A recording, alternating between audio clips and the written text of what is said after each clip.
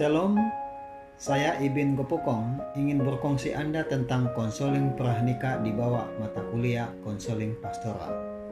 Dalam konseling pranikah ini terdapat 6 bahagian, yaitu tamu bual permulaan, sifat-sifat kepribadian dan menyelesaikan konflik, masalah perbezaan, nilai-nilai keluarga dan kepercayaan, seksualiti, dan perbelanjaan pranikah.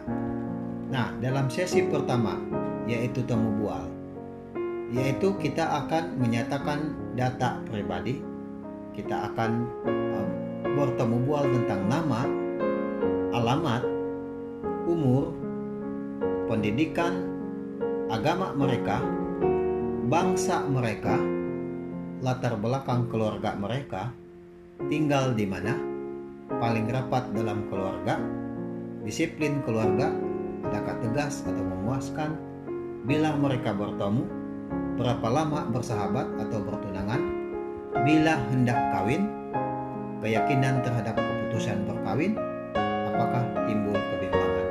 Itulah yang kita akan nyatakan atau temu bualkan kepada pasangan pranikah dalam sesi yang pertama ini.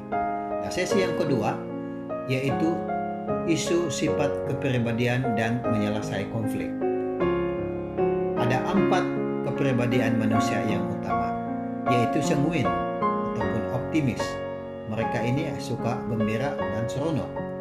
Kolerik, yaitu kuat semangat mengawal kemarahan.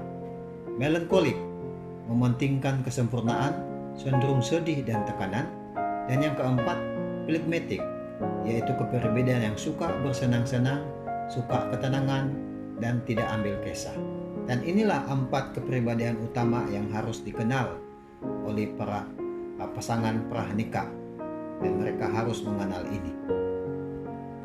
Penting mereka mengetahui pembawaan pasangan untuk penyelesaian, penerimaan, itu harus ada di dalam kedua pasangan. Bahagian yang ketiga pula adalah masalah memahami perbezaan. Di dalam Kejadian 1 ayat 26 dan 27 mengatakan, baiklah kita menjadikan manusia menurut gambar dan rupa kita. Nah, Tuhan menciptakan manusia menurut gambar dan rupa, namun diciptakan berbeza, laki dan perempuan. Laki dan wanita berbeza dalam mereka bentuk.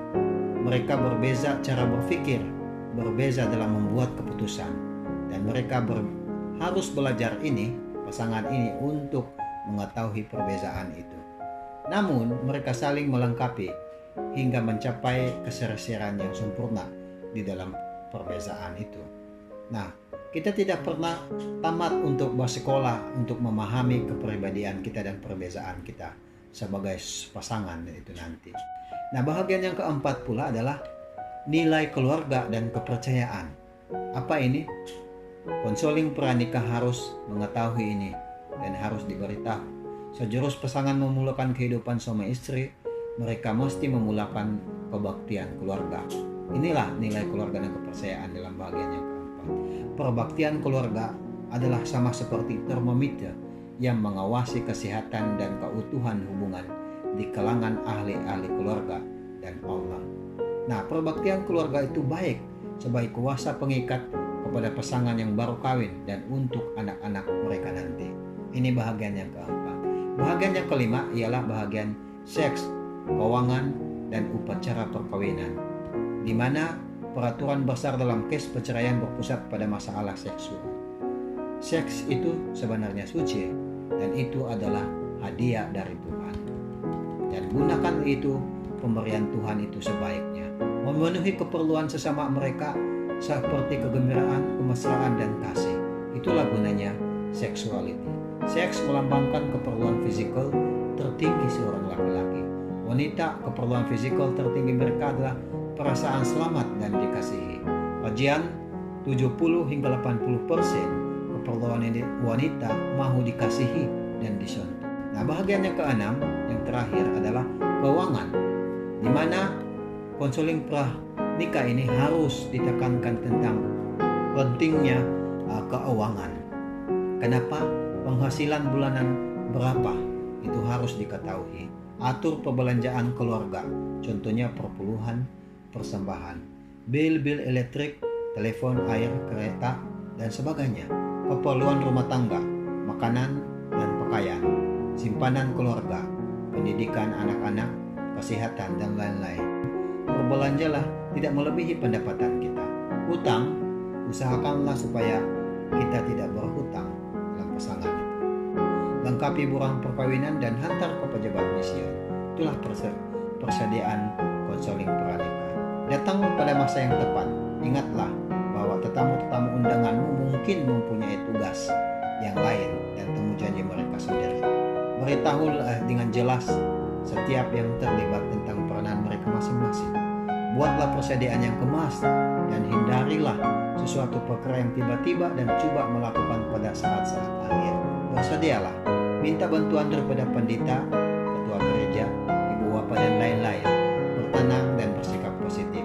Pasangan harus berkomunikasi dengan baik di antara satu sama lain dalam menangani tugas itu secara kerjasama. Dan itulah persediaan sebuah waktu mereka berkawin nanti.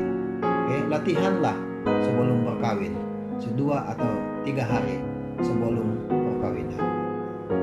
Oleh sebab itu, kita boleh membuat kesimpulan dalam konseling pranikah ini, yaitu mewujudkan rumah tangga yang bermakna adalah tugas yang kompleks, yang memerlukan pengetahuan, kemahiran, dan usaha. Dan kejayaan akan tercapai bagi pasangan yang memahami tujuan yang perlu dilakukan dan bekerja secara tetap untuk mencapai matlamat. Jadikan Yesus kepala rumah tangga kalian. Berdoalah bersama pasangan. Itulah yang penting di dalam konseling pranikah. Saya berterima kasih banyak kepada Pastor Joseph Sendipar. Dengan bimbingan beliau, saya dapat mempelajari banyak hal dalam subjek pastoral counseling ini, sehingga memberikan banyak pengetahuan dan cara yang betul untuk melakukan proses konseling pada mereka yang memerlukannya. Sekian.